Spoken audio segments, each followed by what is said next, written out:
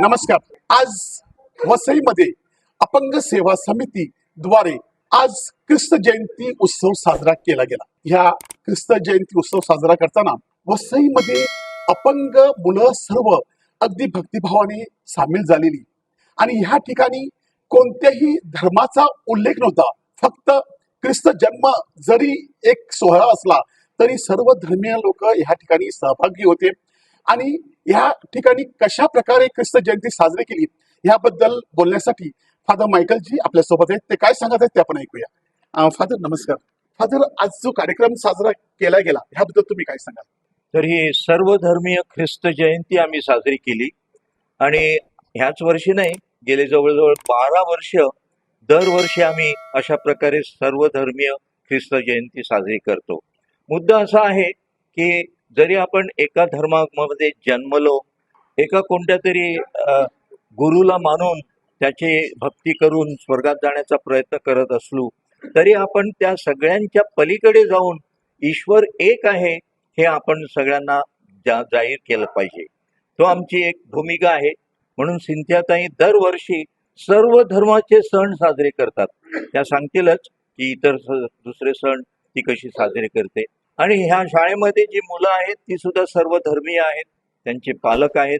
तर अशा प्रकारे सर्व धर्म समभाव हा आणण्याचा प्रयत्न ह्या अभंग भवनचा आहे आणि त्या दृष्टीने सगळे प्रयत्न होतात.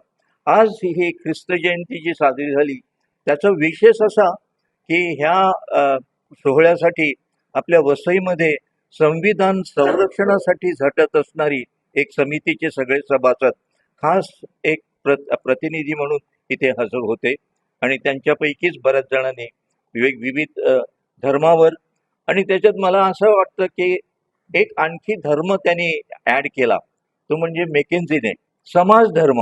ही समाज धर्म पाळणं हे सगळ्यात महत्वाचं आहे आणि खरा धर्म तो एकच माणुसकीचा.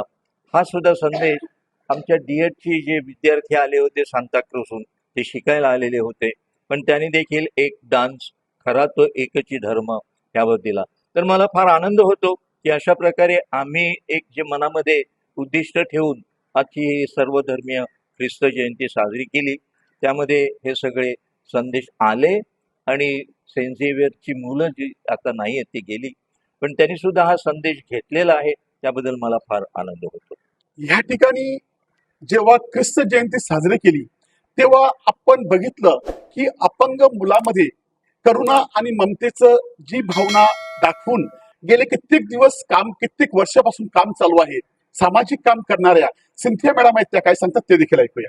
मॅडम, तुम्ही काय सांगाल ह्या सर्व कार्यक्रमाविषयी आणि तुमच्या कार्याविषयी काय सांगाल? अपंग सेवा ही जेव्हा चालू केली गेली, ती चालू करताना मला विशेषतः बाबा आमटे आणि मदर तेरेसा ह्यांना मी प्रत्यक्ष भेटले आहे आणि त्यांच्या त्या विचारांचा, त्यांच्या कार्याचा माझ्यावर परिणाम झाला. आणि मी असा विचार केला की मी अपंग आहे, पण मला सुशिक्षित पालक होते, त्यांच्याकडे पैसा होता, म्हणून त्यांनी मला शिक्षण दिलं, मला माझ्या पायावर उभं केलं. पण बरेचसे असे अपंग आहेत की ज्यांना या सवलती मिळत नाहीत. त्या कॅलिपर म्हणा, व्हीलचेअर, सायकल, म्हणजे मी 30-35 वर्षापूर्वीची गोष्ट सांगते. तर त्यावेळेला म्हणून मला ही प्रेरणा मिळाली आणि मग मी ते अपंग सेवा संस्था चालू केली. ती चालू करताना मी एक शिक्षिका होते आणि माझ्या शाळेमध्ये काही स्पेशल मुलं होती, म्हणजे मतिमंद नाही म्हणता येणार एकदम, पण स्लो लर्नर अशी होती. आणि माझ्या प्रिन्सिपलने मला ऑफिसमध्ये बोलावून सांगितलं की सिंथिया, या मुलांसाठी तुला काहीतरी केलं पाहिजे. मी सिस्टरना म्हटलं, सिस्टर मी कोणतं शिक्षण घेतलेलं नाहीये. ती म्हणते सेवा कार्य करायला शिक्षणाची गरज नाही, कारण त्या मुलांचा विशेष असा अभ्यास मी केला नव्हता. परंतु त्या मुलांना मी एकत्र केलं, शाळेतल्या मुलांना, आणि मग ते वाढत गेलं आणि मला त्याच्यात समाधान मिळतं आणि त्यामुळे मी हे सगळं करत राहते.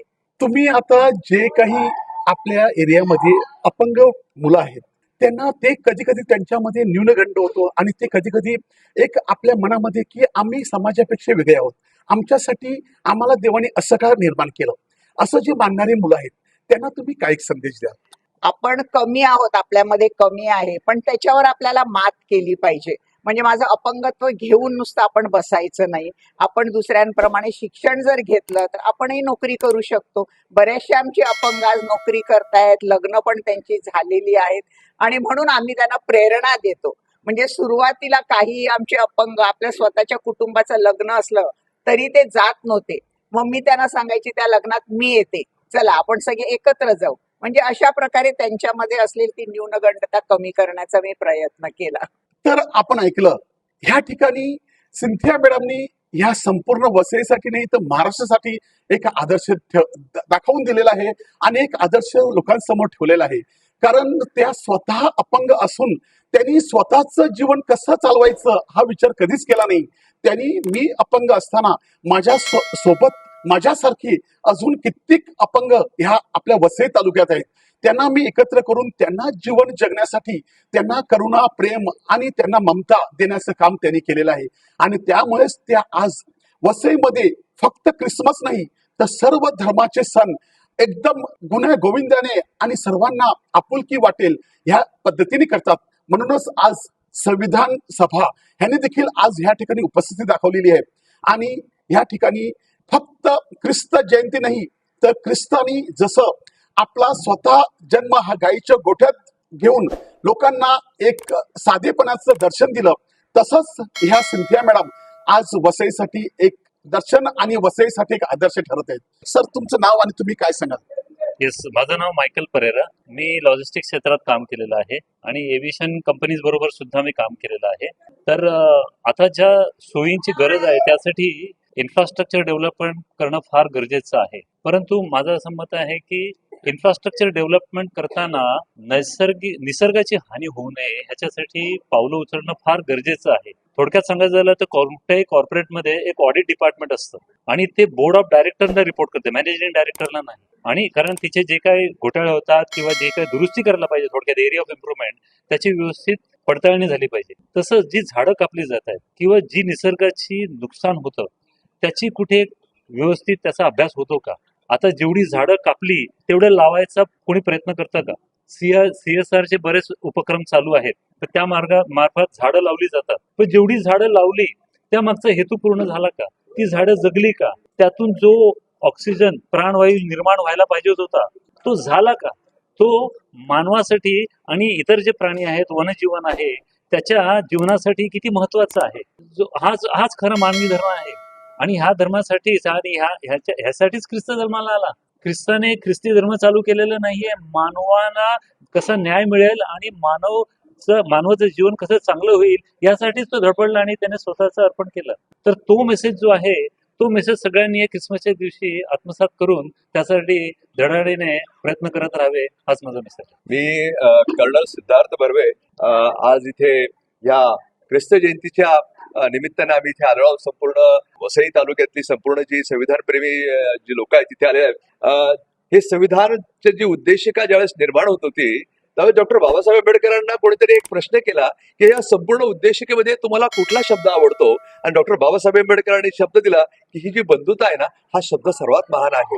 आणि ह्या बंधुतेसाठी आज आम्ही जिथे जमलेलो आहोत, आम्हाला ख्रिश्चन समाज किंवा मुस्लिम समाज किंवा हिंदू समाज किंवा सर्व जे समाजामध्ये बंधुता निर्माण जर झाली तर खऱ्या अर्थानं भारताचं जे संविधान आहे ते लागू होईल. आणि त्या अनुषंगाने आणि पवित्र अशा मनाने आम्ही इथे आलेलो आहोत की ख्रिस्त जो आहे तोही ह्या उद्देशिकेमध्ये आहे, पैगंबर आहे तोही संविधानात आहे. आणि आम्ही जर अशी जर भावना निर्माण झाली, बंधुत्वाची जर भावना निर्माण झाली, ही जी आमच्या सिंध्याताई आज ह्या संपूर्ण ह्या बालकांचं जे संगोपन करत आहेत, जे त्यांना त्यांच्या मुलासारखं वागवत आहेत, आम्ही म्हणजे जे बंधुत्वाचे जे वातावरण निर्माण होत आहे, मला वाटतं जर ही वातावरण ह्या भारतातल्या 140 करोड लोकांमध्ये जर निर्माण झालं तर मला वाटतं संपूर्ण भारताच्या 140 लोक उद्या 25 तारखेला ख्रिसमस त्या मनातून साजरा करतील असं मला वाटतं. आणि त्यासाठी मी इथे आलेलो आहोत. आणि संविधानाचं जर संरक्षण झालं, संविधानाचा प्रत्येक शब्द जर आमच्या मनात उतरला तर मला वाटतं भारत जगामध्ये पुन्हा एकदा